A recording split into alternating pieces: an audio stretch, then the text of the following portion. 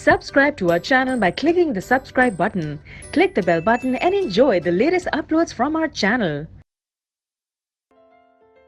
Question number 4. Which one of the following types of medicines is used for treating indigestion? ठीक है, कौन सी इनमें से मेडिसिन है जिसको हम यूज करते हैं इंडाइजेशन को ट्रीट करने के लिए? तो इंडाइजेशन सबसे पहले it is the excess of acid formation. ठीक है, तो एसिड अगर एक्सेस में फॉर्म हो रहा है तो उसको हमें न्यूट्रलाइज करना पड़ेगा. न्यूट्रलाइज होता है वो एक बेस से. तो इनमें से अगर हम देखें तो एंटीबायोटिक, एनाल्जेसिक, एंड एसिड और एंटीसेप्टिक, इनमें से एंड एसिड ऐसा है. एंड एसिड मतलब ऑपोजिट एसिड.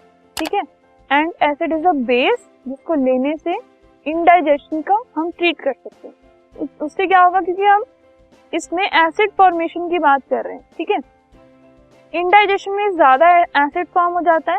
तो एंड एसिड अगर हम लेंगे तो जितना एक्सेस एसिड जो फॉर्म हुआ है वो न्यूट्रलाइज हो जाएगा by the base which is antacid.